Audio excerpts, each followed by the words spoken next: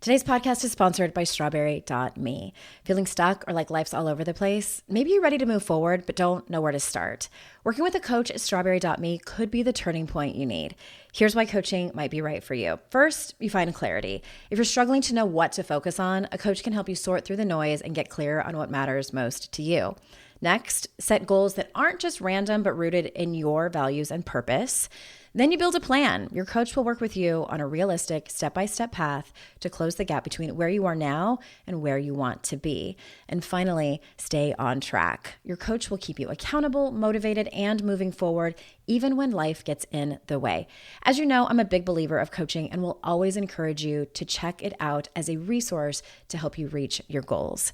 Are you ready to start? Visit strawberry.me/noise to take a quick quiz and find your perfect coach. Plus, get 20% off your first month. That's strawberry.me/noise. You're listening to Make Some Noise Minisode number 640.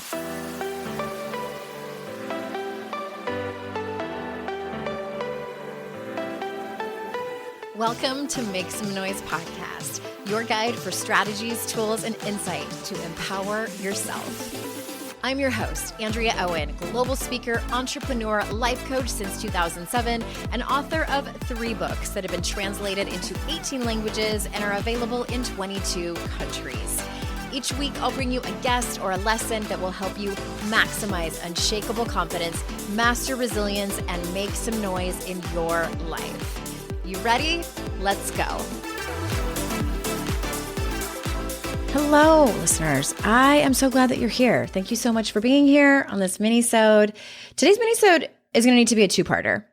I don't like doing this because I only put out minisodes twice a month, and part 2 isn't going to come out for another few weeks. And so I'm sorry. I don't mean to do cliffhangers. I don't love them. It's not, some kind of strategy to get you to listen to the podcast more. It's just that it was such an important topic, and it ended up being a lot more information than I had realized. And these minisodes are supposed to be just that, mini, smaller. And I just didn't want it to be super long. So today I am going to talk to you about the first part, which is recognizing the problem. And then next week, we're going to talk about solution. So this week, both of the weeks really are about taking things personally. It's one of those personal growth topics that we hear about a decent amount. And it's kind of a trope, if you will, just a common conversation. It's having a moment, again, I feel like, about not taking things personally. And it's just one of those things that gets under my skin because it's incredibly specific in terms of how to do that, how to not take things personally. And I wrote about that. I believe in How to Stop Feeling Like Shit, and how I don't love the advice as it is at face value because it's nuanced for each person. It's also has very specific things involved, which I'm going to get into the solution. Anyway, it's one of the things that irritates me when I just hear it in one simple sentence. Just stop taking things personally. Okay, what the fuck does that actually mean? And how? How do we do that? That's why I'm dedicating 2 minisodes to it. But before I do that, I want to remind you that very soon, I think next week, early bird registration opens for my next Daring Way retreat, which is going to be early in the new year. And I am sending out special emails to people who are on the interest list. Those special emails are going to include special bonuses just for those people and a price break. So if you're interested in the Daring Way, especially if you're interested in doing it in person, every once in a while I offer it online, and I always offer it one-on-one. It's very expensive to do it that way with me because it requires a lot of sessions. But if you're interested in doing it in person at my house, then definitely go to andreaowen.com/retreat. You can read more about it and then sign up on that interest list. It doesn't obligate you to actually sign up for the retreat. It just means that you're going to get one of the first emails when I do open up registration. So andreaowen.com/retreat. All right, let's get into how to not take things personally. The way that I'm going to put this out to you is I am going to first, in this particular minisode, I am going to name and describe 10 ways that we take things personally. 10 instances in life where we take things personally. As you know, I say often that you have to name it to tame it. Self-awareness is the first step always, and knowing when you do it. Because if you know the solution to something that you don't actually know what the problem looks like, it's not helpful. You're just sort of flying blind. And many personal development topics in general, not just these particular things that I'm going to name, become so common, these behaviors, that we don't realize it's a problem. We don't realize that it's holding us back. We don't realize that it's making us feel like shit, because it just happens all the time. And our brains create these neural pathways, and it just becomes easy to feel like it's just second nature. It's just the way things are. So that's why I'm dedicating an entire episode to 10 ways that we take things personally when we shouldn't, but we do anyway. So that's where we're going to start. All right, let's get on with it. Enough talking about that. The first one is assuming that criticism or even requests and suggestions to shift our behavior automatically means I'm not good enough, or fill in the blank, or it automatically means I'm stupid, I'm worthless, I'll never get it right. Whatever your own self-talk is that around that. So often when someone gives us feedback, whether it's at work or it's a partner, or if it's even, a family member, we take it as a reflection of our worth. However, and I'll get more into this in the next minisode where I talk about how to stop taking things so personally. Feedback is typically about the work, not about us as a person. And instead, we make it about our character a lot of times. So the first one, assuming that any kind of criticism, feedback, suggestions, requests means I'm not good enough, we automatically go down that route. Also, this happens a lot during any kind of performance review, when we legitimately are sitting down for a meeting where someone is going to tell us the areas where we can improve.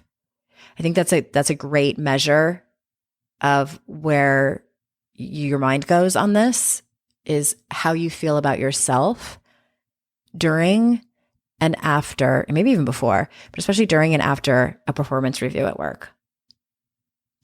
All right, number 2, when you feel rejected, or fill in the blank with a challenging feeling, but for sake of argument, feeling rejected by silence or short responses, or any kind of reaction where we have to sort of fill in the blank.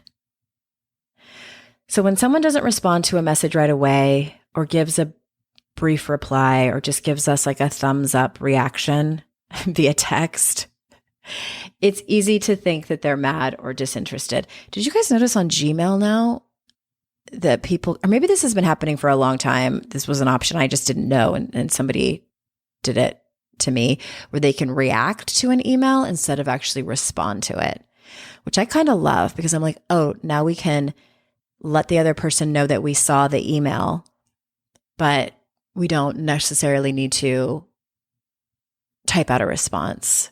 So I like that option. But when I saw somebody did a thumbs up to an email, I was like, oh, that's not going to be okay with some people. I personally like it, but I do know that there's going to be some instances with some people where I'm not going to like it. So that's another one. Feeling rejected by silence or short responses. Number 3, when we overread people's moods. Again, we're trying to fill in those blanks. If someone seems distant or quiet, or we see a change in pattern, if maybe they seem like they're in a bad mood, we might automatically think that we did something wrong. Are you mad at me? When most of the time they're just dealing with their own stuff, which has nothing to do with us, but we take that personally. Number 4, comparing ourselves to other people's success or the praise that they get. Sometimes when people, like when someone else gets acknowledged or celebrated, This can be on the PTA. This can be at work. This can be one of your siblings, by a parent. We tend to feel like we're being overlooked or that we're not as good or whatever it is. And we take that personally. We make it mean something about us. And sometimes we're not even a part of the conversation, but we automatically make it about us. I've definitely done that before. All right, we need to take one quick ad break. And when we come back, I'm going to talk about why this is so important. I want to circle back to that before I read you the last 6. We'll be right back. In those moments where money isn't moving as fast as your dreams are, Earnin provides the financial momentum you need to keep moving forward. Earnin is an app that gives you access to your pay as you work, up to $100 per day or up to $750 per pay period. Just download the Earnin app and verify your paycheck. Then access up to $100 a day as you work and leave an optional tip. Any money you access plus tips are automatically repaid from your next paycheck. You can use Earnin to pay for things like early holiday gifts, a personal growth retreat, an unexpected trip to the vet, or maybe a sudden expense with one of your kids. Make Earnin a part of your financial routine and join Earnin's over 3.5 million customers who say things like, when I think about Earnin, I think about financial stability, security. It gives me a lot of peace of mind. Download Earnin today, spelled EARNIN in the Google Play or Apple App Store. When you download the Earnin app, type in noise under podcast. When you sign up, it really helps the show. Noise under podcast. Subject to your available earnings, location, daily max, and pay period max. See earnin.com/TOS for details. Earnin is a financial technology company, not a bank. Bank products are issued by Evolve Bank and Trust, member FDIC. This episode is brought to you by Atlassian. Atlassian makes the team collaboration software that powers enterprise businesses around the world, including over 80% of the Fortune 500. With Atlassian's AI-powered software like Jira, Confluence, and Loom, you'll have more time to do the work that matters. In fact, Atlassian customers experience a 25% reduction in project duration per year. Unleash the potential of your team at Atlassian.com. Atlassian. The new Apple Watch Series 10 is here. It has the biggest display ever. It's also the thinnest Apple Watch ever, making it even more comfortable on your wrist. And it's the fastest charging Apple Watch, getting you 8 hours of charge in just 15 minutes. Introducing the all-new Apple Watch Series 10, now available for the first time in glossy jet black aluminum. Compared to previous generation, iPhone XS or later required. Charge time and actual results will vary.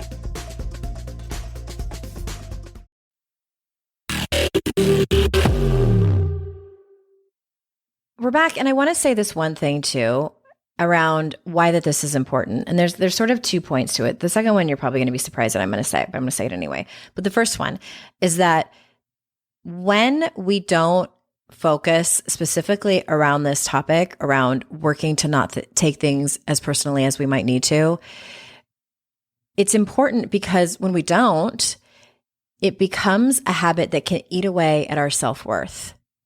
And that can draw us into a place of shame. And you probably know how I feel about that.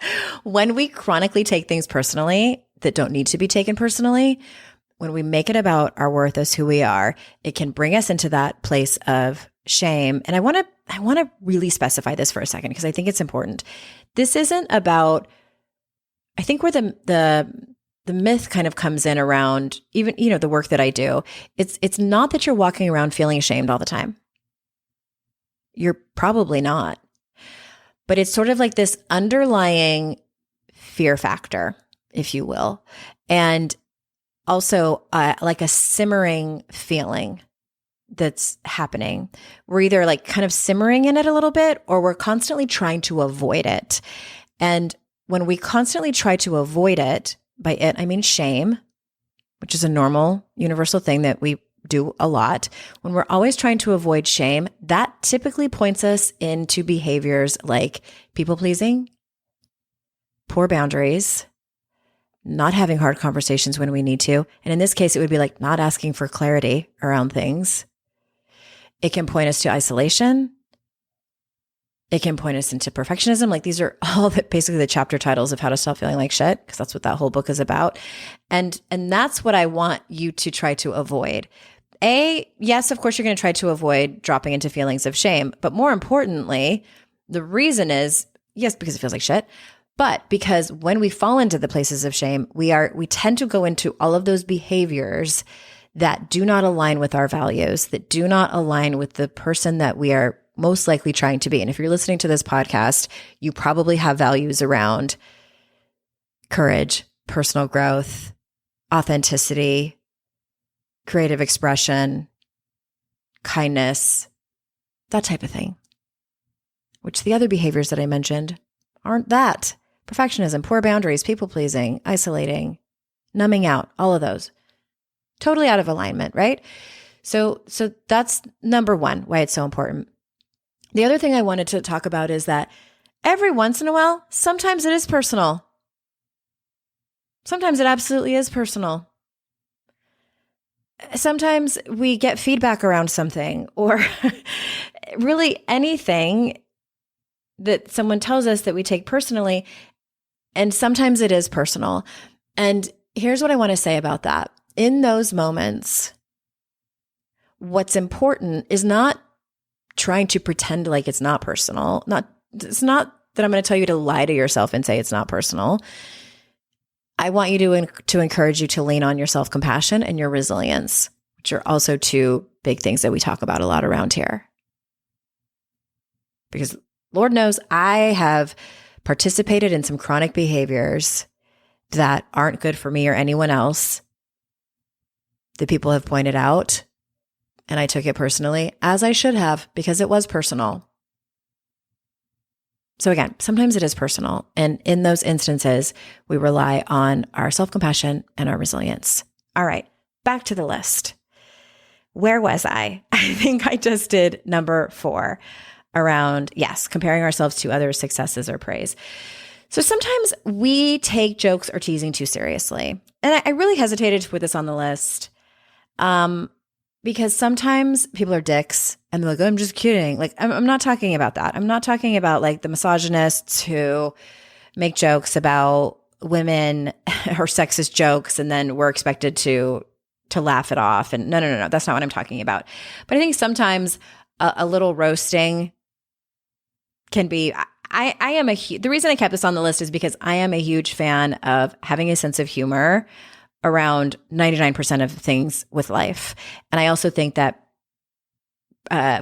levity and a sense of humor, just having humor in general around big, heavy personal development topics can be healing. It can help us learn. It can help us to move through sometimes difficult emotions or scenarios.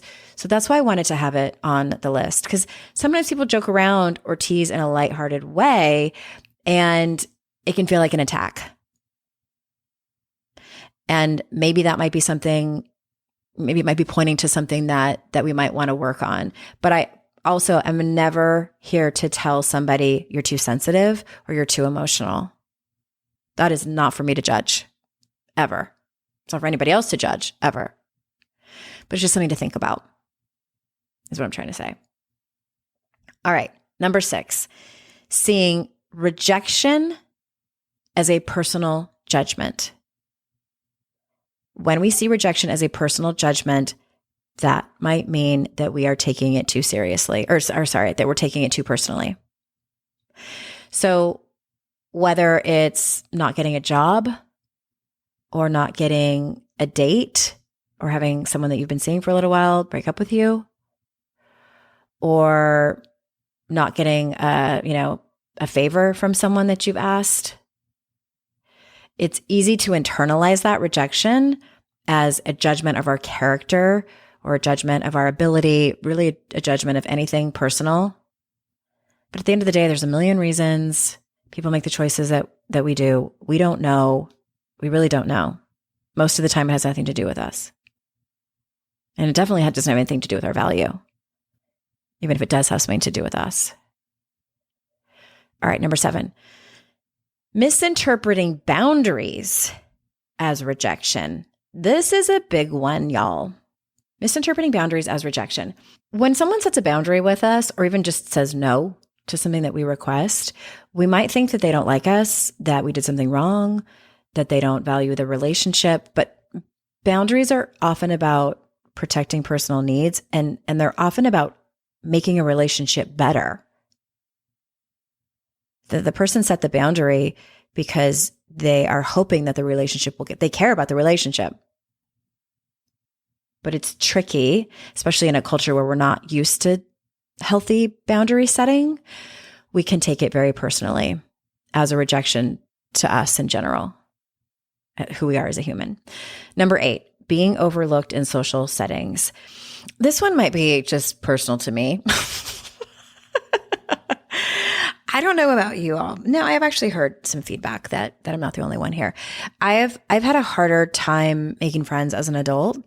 I think especially given the work that I do, it tends to make people a little nervous.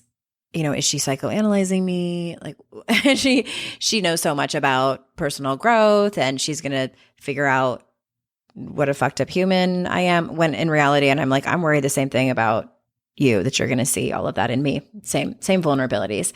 But I think that as we get older and we're trying to navigate our way in our adult friendships, especially in new friendships, or if we move to a new place and we are struggling to fit in, and I'm using like air quotes over here, it can feel like a rejection of who we are. And it can feel like a personal snub sometimes when we say we make plans with a new friend and they cancel on us, you know, when we're just trying to like get the friendship off the ground. We can take it very personally when the other person isn't super receptive and making plans and, you know, why aren't you obsessed with me in this friendship? That is a place I know it's very nuanced and very specific, but I do think it's specific for adult friendships. I was going to say for women, but I think that men struggle here too, but we can tend to take it personally and then just not want to try anymore. And adult friendships are tricky, especially now, the way that things are with communication and post-pandemic, et cetera, et cetera. So 9, social media comparisons with perfect lives. Like I couldn't leave this off the list, right? Because we see curated, beautiful images of other people's lives on social media, and it can trigger feelings of pressure. It can trigger feelings of inadequacy. It can trigger a lot of feelings. And we take it personally and we think like, what am I doing wrong? What's wrong with my life? Or just even just making up stories about how much their life is so much better than than yours, you know, their relationships, their families, their jobs, their homes, et cetera, et cetera, et cetera. When the reality is it's just snapshots that are carefully curated. All right. The last one. I think this is number 10.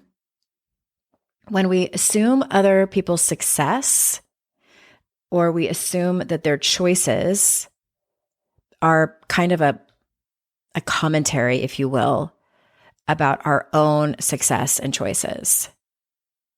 So when we see someone making different life choices, whether it's about their relationships or their health or their parenting or their career, sometimes we feel like it's a judgment on our own path. I think especially as politically divided as we are, this can really tend to happen. We take it personally. We think it's a judgment about our own choices, about our own lives, about our own successes. When, you know, again, I'm going to talk about the solution more next time, but the reality of it is that other people's decisions about their lives, about their needs, about their goals, their values is not a critique of yours. But we tend to do that. That one's a little sneakier. I feel like that was a little bit sneakier. So if this was helpful in maybe seeing some very specific ways that you might take things personally, which you don't need to. And yes, I'm going to talk about solution in the next Minisode, which is going to come out. Minisodes come out on Fridays, by the way. Interviews or coaching podcasts come out on Wednesdays, if that helps. And Minisodes are always solo, just me. So stay tuned. The solutions are coming. Thank you so much for listening. Remember, it's our life's journey to make ourselves better humans and our life's responsibility to make the world a better place. Bye for now. Hey everyone, thanks again for listening. I would be so incredibly grateful if you haven't done so already, if you could leave a review of this podcast on Apple Podcasts. Super easy if you already listen to your shows over there. But if you don't, or maybe you have the app on your phone, but you listen to the show on a different app, if you could leave a review for this show, it matters so much. I wish I could express how much it matters. I also wish that it didn't matter so much, but alas, it does. So if you haven't already, please go review and rate the show. It would mean so much to me. And thank you so much. I hope you have an amazing day.